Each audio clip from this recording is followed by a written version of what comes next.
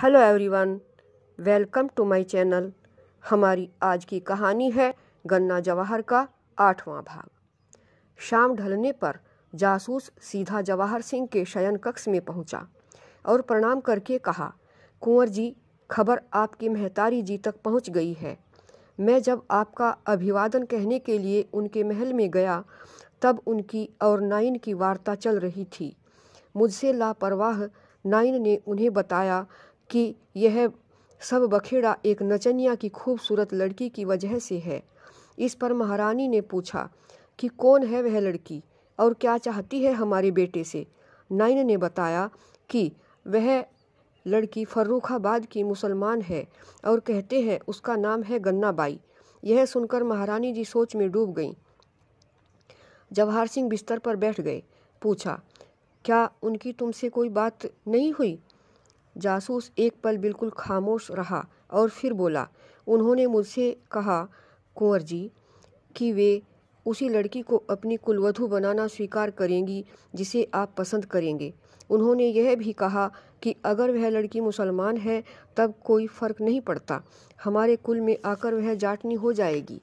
धर्म तो पहनावे की तरह है, अंदर से तो हम सब मनुष्य ही हैं। हमारे साथ आकर वह हिंदू बनने को भी तैयार है। जवाहर सिंह ने मन में सोचा। पूछा, और क्या कहा?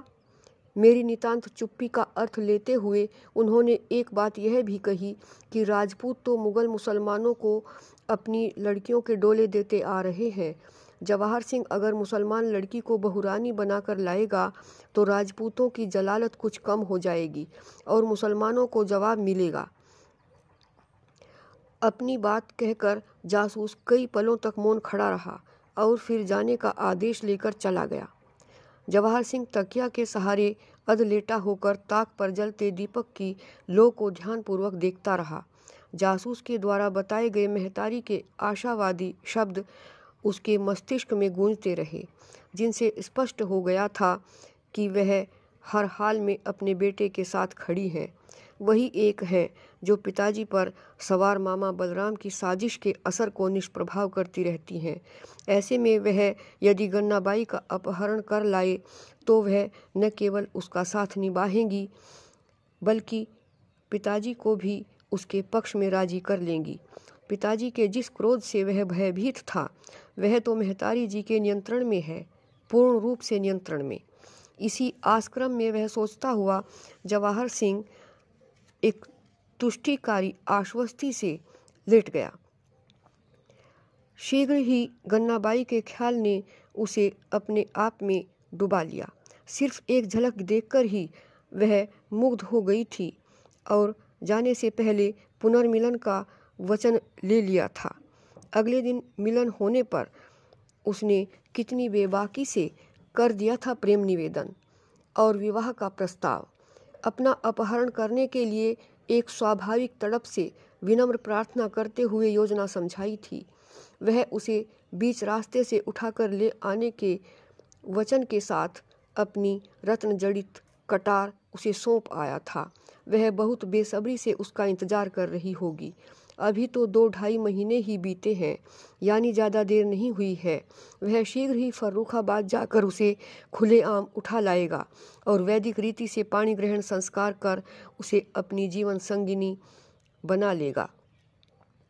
वह सोया तो स्वप्न में भी गन्नाबाई के रमणीय संग में खोया रहा। सन 1756 ईस्वी की शरद ऋतु का पहला दिन था। जवाहर सिंह ने अपने संरक्षकों और जान पर खेल जाने वाले वफादार साथियों को साथ लेकर फर्रुखाबाद के रास्ते पर घोड़े दौड़ा दिए। महरूम ईरानी सरदार अरमान शाह की आलीशान कोठी फर्रुखाबाद के सर्वसाधारण लोगों में भी नामचीन थी, इसीलिए ढूंढने में कोई दिक्कत नहीं हुई।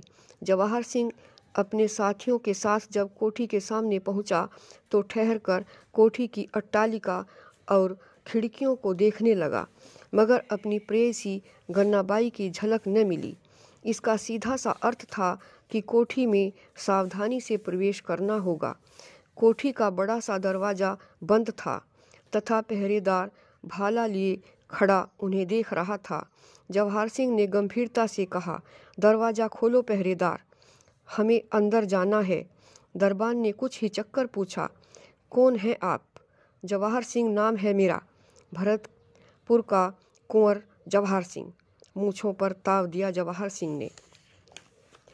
पहरेदार ने अदब से झुककर हाथ हिला हिला कर 3 बार सलाम किया और पूछा, मुझसे कहिए कुंवर साहब, मैं आपकी क्या खिदमत कर सकता हूँ? जवाहर सिंह एक पल सोचता रहा कि पहरेदार को बताया जाए या नहीं। फिर उसने आदेशात्मक लहजे से कहा, तुम दरवाज़ा खोलो, हमें हर हाल में अंदर जाना है। पहरेदार पहले तो असमंजस में खड़ा देखता रहा, लेकिन जब जवाहर सिंह के संरक्षकों ने चमकती हुई तलवारें मयानों से बाहर निकालीं, तब डरकर पहरेदार ने दरवाज़ा खोल दिया। जवाहर सिंह ने अपने बादामी घोड़े की लगाम हिलाई तो घोड़े ने हिनहिनाहट के साथ एक बारगी अपने अगले पांव उठाए, मानो वह कोठी में प्रविष्ट नहीं होना चाहता हो।